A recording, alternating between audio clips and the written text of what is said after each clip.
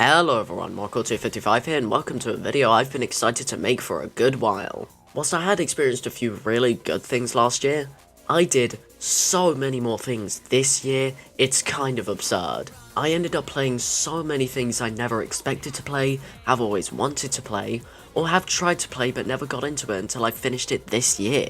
So, I want to make a video chronicling everything I played and watched this year that I can remember. Might have missed a few, honestly, there was just too much. We'll start off with all the games I played that did not release this year, then onto the movies, TV shows, etc. that I watched, and finally my ranking of the games that released this year. Let's begin, shall we? And we start off with one of the most insane games I've ever played. One Shot was completely unexpectedly one of the most emotional, incredible games I've ever experienced.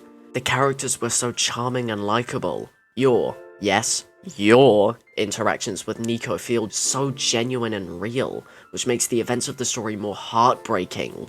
The gameplay, whilst nothing too flashy or exciting, is super fun, and it is so far the only piece of media to ever make me shed tears. I've gotten close on countless occasions, but this game made the water swelling up in my eyes fall down my cheeks, and that marks this game as something truly special. I will not spoil anything about this game, I knew basically nothing going into it, and I came out bawling my eyes out. Please, go check it out. Now I would go in order of when I finished each game for this list, but I don't entirely remember the order, so I'll be jumping around a lot. Anyways, Inhabitant Devious. This is the franchise I got into this year, playing 4 of the games in it, and they are all really damn awesome. I'll talk about one of the games later, but let's start off with Resident Evil 2 Remake.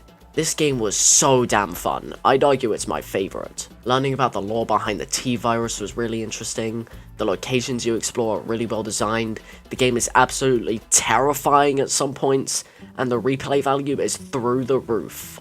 Resident Evil 8 was the next one I played, and whilst I didn't like it as much, it was still a really good time, with a fantastic cast of villains, really fun and memorable moments. I personally really like Ethan as a protagonist, and it has the most terrifying thing I've ever experienced in my whole life.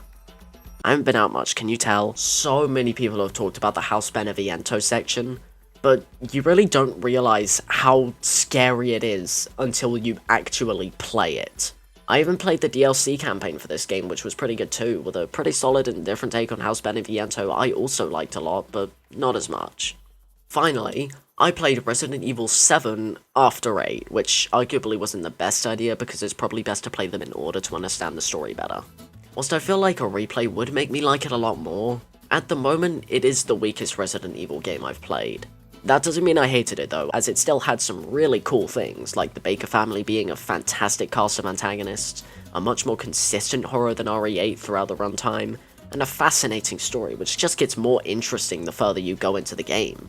All these games are absolutely fantastic, and I would recommend any to all people, whether you've played survival horror or not. I want to get this one out of the way, just so I can gauge how many people don't care / agree with me on this, but I played Sonic Adventure, I didn't like it. Look, I totally get why people would like it, and I'm not going to deny that there are aspects of the game that do work, like the music, the outline for the story, etc. But man, the gameplay was just unsufferable to me. Even the supposedly good campaigns had some annoyances, like the controls being super difficult to deal with all the time. I couldn't take the story seriously because of the hilarious voice acting and cutscenes. I much prefer the way Sonic Adventure 2 did their cutscenes. I actually felt something at times there. Big the Cats campaign was just as annoying as people say, if not more so, and I overall just wanted to be done with it by the time I finished Sonic's campaign. I personally didn't like the game, but I can honestly see why others would. Sonic fans, don't find my IP address please, I liked Frontiers a lot. I feel like now's the perfect time for a remake of this game, honestly. It truly deserved to be something more people can enjoy. Marcor Deluxe's DLC finished this year, and I thought it was worth mentioning here, so yeah, it was really good. There were some baffling choices of tracks left out, like Toad's Factory and Airship Fortress, but I'm glad with what we got in the end. It makes Marcor Deluxe the best Mario Kart game in my eyes. That's all I can think of saying. Last year, the franchise I got really into was the Shantae franchise. It is fantastic. I've wanted to make a video on this series for a while, but have never figured out how to go about it. I played every game in the franchise last year, excluding the first and fifth games, but I finally got around to Shantae and the Seven Sirens this year, and it was awesome. I love the animated cutscenes, the way they adapted the transformations, and all the different new characters they introduced in this game. Also, this game had peak Squid Baron action and I live for it. I don't think I like it more than Half Genie Hero, which is my favourite game in the series, or even Pirate's Curse, but it is definitely worth playing if you're really into the series and haven't given it a shot yet. I'd say Risky's Revenge is the best one to start off with if you haven't played the franchise, however, which you most likely haven't. Kirby in the Forgotten Land is one of, if not the best Kirby game out there. I feel like you probably already know that though. Yeah, I never played this game until earlier this year, and I seriously missed out because it is so damn good. All the abilities are fun in their own unique ways, the level design is fantastic, the bosses are incredible, there's so much creativity with the areas you explore, the music is fantastic, I have like 20 to 30 songs on my playlist, the final boss is as you would expect in a Kirby game, aka terrifying. It's the full Kirby package! I really hope that future Kirby games follow in the footsteps of this one, as it truly feels like a perfect evolution from the previous era of Kirby. I love Triple Deluxe and Planet Robobot, don't get me wrong, but it is pretty simple to lump that era of Kirby altogether as one game due to how similar all the games are from that era. I won't dwell too long on these games because I've made videos on them all, but I played a good amount of FNAF games and they were pretty damn good. FNAF 1 was good, FNAF 2 was mid, FNAF 3 was great, FNAF 4 was amazing, FNAF World was fine, and Sister Location was good. You can watch my videos on these games for a more in-depth explanation of why I think these things about these games. Kid Icarus Uprising. This is probably my second favourite 3DS game behind Link Between Worlds. It is really funny. Remember when you'd be like, I'm finished all the time? I still say that. A lot. The characters are insanely likeable and fun to see interact. The story is really well written. The gameplay, whilst really straining on the arms at times, is super fun to me, and it even has a ton of replayability to itself. If this game gets ported to the Switch or something like that, with much simpler controls that don't make you feel like ass after a half hour, I implore you to check it out, because it truly is something that shows why Sakurai is probably my favourite game developer person, man. I still feel like it's worth playing if you know someone who has the game on 3DS to see if you can tolerate the strain on your hands, even if you use this stand, which I did. A fantastic game that deserves to be more popular than it is. Please make a TV show with these characters, my god, they deserve it. I finally did something I never thought I'd do this year. 100% Donkey Kong 64. If you don't know, this game is absolutely absurd with the amount of collectibles it requires for you to get. There is, and I'm not making this up, 3,500 normal bananas, 201 golden bananas, 10k royal crowns, 20 banana fairies, 40 blueprints, 40 banana medals, 8 box keys, the Nintendo coin and Rareware coin, your divorce papers, the deed to your house, your taxes, and a partridge in a pear tree. All of this adds up to a whopping 3,821 collectibles required for 100%. This is more than double the amount in Mario 64, and it runs on the same damn console. It seems as if these days this game is either hated or ignored due to how much there is, with people considering it too much and the game sucks because of the abundance of content and all. But I genuinely don't see it. Whilst this game isn't as good as, say, the Banjo games in my eyes, I think it's still a game worthy of mentioning when it comes to the quality of the N64's library. Because I like this game a whole lot. It has the same Rareware charm I absolutely love from them. I never felt like I was spending too long in an area trying to find something, even towards the end when I had very few things left to find. All due to the fact that the game tells you where you're missing things, love that feature. And the gameplay is fun enough to me that I enjoyed my whole way through. There are things that could be polished up, yes, but I enjoyed my time with this game. I'd love a remake of this game, Nintendo. Do something with the DK IP, please. Pikmin? Which was pretty good, I guess. It's not like I played through the entire franchise at least twice this year. Okay, I did. I love Pikmin so much. Oh my god, it's so good, man. It deserved to be so much more popular. Pikmin 1 is fantastic, with a really gripping yet super simple story, an amazing protagonist, fantastic areas to explore, and peak gameplay. Pikmin 2 is not nearly as compelling in my eyes, with me not liking the caves and all and thinking the difficulty balancing isn't great, but it's still decently fun for the most part. Pikmin 3 Deluxe is genuinely one of my favourite games now. The level design is some of the best I've seen. The gameplay is some of the best I've seen. The side modes are some of the best I've seen. There's little to no problems with it, honestly. I went into more detail about the errors in the whole franchise in my video on the topic, so that's about all I'll say. Just know that you can't know me better now unless you play Pikmin. Not sure whether or not this would count, but I don't care, Roblox Stores is awesome. I like it so much that I got the damn Seek plush, that should say enough. I guess you guys should know that I like the gameplay and the way that it's multiplayer focused is cool too. Speaking of multiplayer, I played a good amount of games with my friends this year. Ones that stand out in my mind that I won't dwell too much on because I'm not super into them are Yomi Hustle, Stick Fight, Round, Stellaris, Friends vs Friends, Risk of Rain 2, and Super Autopats.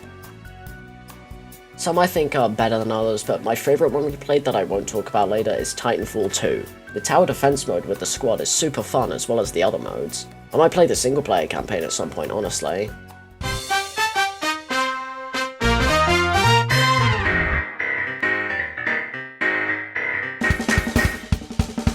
Hey, catch. It actually landed in your hand as you were reloading. You genuinely caught it. Someone be a test dummy. Yeah, Liam, come here. Yay! Stand there. Oh my god! What's your number, barbecue? No, barbecue! I got my battery back, guys. Oh my god! Yeah. Wait, look at me, Aim in and out constantly. Hey guys, we're kind of like up right now. Alright guys, you're gonna parachute on that, right? Wait.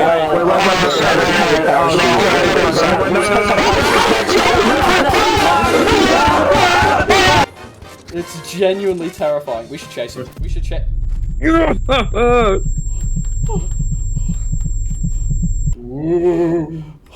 might be a few others I'm missing, but that's all I wanted to mention. Wait, they'll be pissed at me if I don't mention Retail Royale. That's a cool game, play it. Metroid! I like Metroid a whole lot, and grew to like it even more this year. It's not my favourite franchise or anything like that, but I totally see why it could be for someone. I played Metroid Prime on the Wii U Virtual Console via Prime Trilogy, and I really enjoyed it. I'm currently replaying Metroid Prime via the remaster on Switch on stream, so check that out when you can. I also played Fusion on the Switch Online service. I enjoyed it, but not nearly as much as Dread, which does make sense to be fair, but still. It's definitely the weakest Metroid game I've played, but I'm still glad I did play it. I really need to play through the whole of Super Metroid at some point, don't I? Spider-Man PS4 Remastered on Steam. Yes, I played the first game in the year of the second's release. At least it was damn awesome. I loved swinging around all over the place fighting criminals and saving civilians. What really makes me love this game, however, is how good the story is. Now, I was the real-time fan of this game before actually playing it, and I was surprised when the events of the story actually got me super emotional. The story beats were absolutely fantastic. It has one of the best endings to any game I've played. Overall, fantastic game, and I'll play Spider-Man 2 when it releases on Steam because it will, don't deny it. I've always been interested in the Xenoblade series ever since I became truly aware of it, and this year, I finally played through Xenoblade Chronicles Definitive Edition. I've known that the gameplay is quite the controversial thing with the series because it can be quite alienating to a good amount of people, and I totally get why some wouldn't like it. I do though. It wasn't the highlight of the game for me, but I enjoyed it enough to the point where I played through the whole 55-hour experience.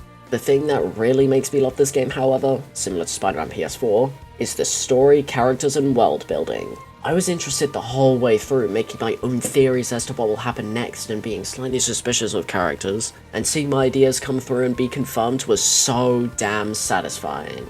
Whilst there were some things I predicted, there were still some things I couldn't have expected from a mile away, but they still work with the story and are fantastic to see. The characters were also so damn charming and fun to see interact with each other. They all had unique arcs which were so fun to see and were so well written. I got close to tears on multiple occasions throughout the game because of various character moments, it was that good. The world also felt so fleshed out and expansive, with an incredible concept of the world being two decayed gods having reached a stalemate in battle and being frozen in time. There's a better explanation than that, but you get how cool that is, right? I didn't do too many of the available optional things due to me wanting to finish the game ASAP, but there were some things that I did that I loved too. The music was also incredible as well, like, there's so much to love here. This game has reached my top 20 favourite games, for good reason. I probably won't replay it for a good while due to the length of it, but I'll remember it for sure. I'll probably be back next year when I have finished Xenoblade 2.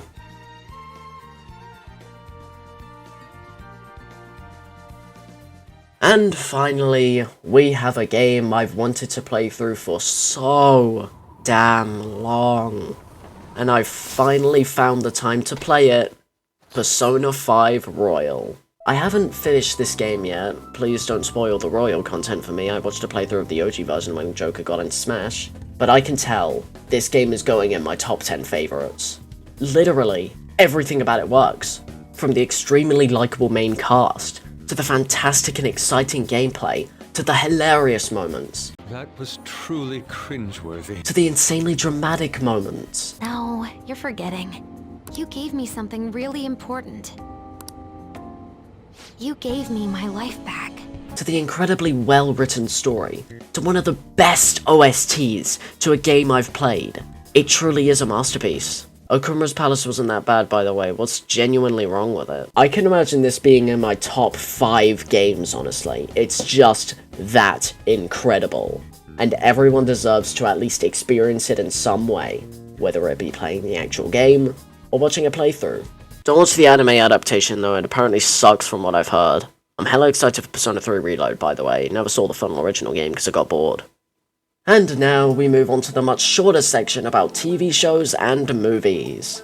Let's start off with a movie. I won't dwell on too much because you probably already know how good it is. Puss in Boots: The Last Wish. It's one of my favourite movies of all time now. It's got everything you want, from immensely good messages to peak action to fantastic characters. If you haven't watched it, you need to, because it is truly a modern classic that will stand the test of time. The Super Mario Bros. Movie is real, and it is pretty damn good to me. I was planning on making a review when I first watched it, but I ultimately stopped because I got bored. To summarise, I love all of the fantastic references in it, from the musical references to the obscure enemies throughout, and more.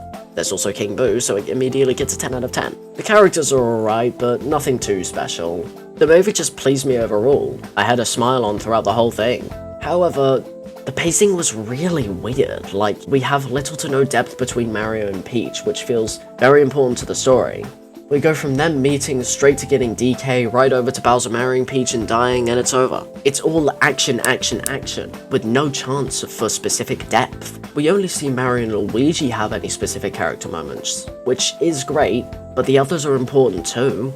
I also think that there was potential for actual emotion within the story due to Mario and DK having similar parental problems. However, they just sort of ignored that idea and used it for jokes. I love it when Mario tries to do something emotional. I mean, my literal favourite Mario thing is the storybook from Galaxy 1, but I don't think this really dents my enjoyment of the whole movie, honestly. I still had a great time and I liked it more on my second viewing. I'd recommend it if you're a Mario fan, but don't expect a masterpiece. We live in a universe where the Mario movie and the FNAF movie come out in the same year. This truly is the timeline of all time. Anyways, I made a review shortly after the FNAF movie released, so see that for my unscripted ramblings. To summarise, I thought the dream sequences were really well done, but the tone is sort of all over the place. They didn't focus on the things they needed to, but there was some focus on the important things, and it was good when they did focus on them. The references were really cool, the animatronics looked absolutely fantastic, and Map Pack gave me a panic attack. The cupcake had the most kills within the film, which was stupid though. Overall, this is a film which is for FNAF fans and not much else. If you're a FNAF fan, watch it, but if you aren't, see the other stuff from the games beforehand. It's so weird to think that the Owl House ended this year. Season 3 episodes 2 and 3 released this year and they were pretty good. It has great stakes, peak animation, great story beats, and it caps off the series in the best way it could considering the limitations. Fuck you, Disney. I think episode 1 is my favourite of the 3 episodes by far, with episode 3 being next, and then 2. A fantastic cap to probably my favourite show of all time. Well, the Owl House now has competition because I finally did something I will never return on. I watched anime. Wait! Not too many, I'm not Shay Frillis watching 32 in a year, only 3 so far. The first one was Chainsaw Man, and wow was it peak. The characters were insanely likable and fun, with some impeccably good voice acting and really well written moments. The main character's whole motive is literally to feel the embrace of a woman. How could you not like him? The story was absolutely insane with the places it went. The opening is absolutely fantastic with the absurdly clever symbolism and the incredible song Kickback. It just has it all. I am so excited for when Season 2 is released. It's gonna be just as, if not more insane than what we have now. I then watched Bocchi the Rock soon after. I'm gonna be honest, this is, excluding YouTube, the funniest piece of media I've ever experienced. It just goes all over the place at any moment it can, and it just never gets old. There were moments where I literally just couldn't handle it and had to lie down in my bed processing how funny it was. However, humor isn't the only thing this show has. It also has incredible songs from Kosoku Band, my personal favourites being If I Could Be a Constellation and Guitar Loneliest and Blue Planet. Really fun and memorable characters as well, Bocchi's literally me for real. And the performance scenes were really well animated. Overall, an absolute must-watch. And finally, I am currently going through the anime adaptation of Persona 4, and it's really good. I've watched the whole of Persona 4 Golden, so I do understand everything going on in the story and all, but it does make some slight changes to the story which I enjoy a lot. It also has a similar batshit insane style of humor like Bocchi, but it's not to the same scale. I said to stop running from me! Huh? What the hell? I've got your order here. It's simply just a really solid adaptation of a huge-ass game. If you don't have the time or commitment to play the original, which is totally understandable, watch this instead. It's a worthwhile replacement. Finally, Nanako's the most precious thing in the universe. She needs to be protected. Tell me some more anime to watch next year. I want to get into so much more. Well, it's finally time to go through my top 8 games of this year. There's only 8 released here that I want to talk about, so here goes. Number 8, WarioWare Move It. This is a very fun and worthwhile addition to the WarioWare franchise, being a sequel to the best one, Smooth Moves.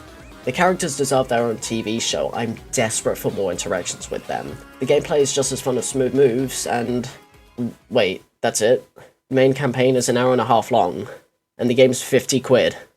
This is proof to me that WarioWare needs to move on, because it's simply not worth paying this much for essentially the same game as Smooth Moves. You'd basically get the same experience on the Wii, so just get that one to save money.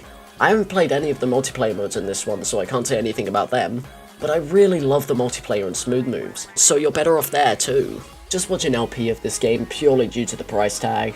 I hope we get either Wario Land or potentially even Wario World soon, that underrated gem. 7. Lethal Company. This is my favourite game I played with friends this year. You've 100% seen countless clips of this game around, and for good reason, as this is an absolutely hilarious and terrifying game at the same time. Me and my friends have countless funny clips.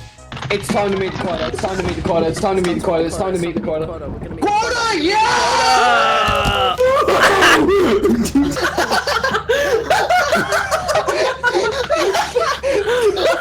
I don't think I need to explain, so let's just move on. 6. Super Mario Bros. Wonder. This is the best 2D Mario. It's not really a contest to me. I've never actually been the biggest fan of 2D Mario, honestly, so I really wasn't expecting to love this game.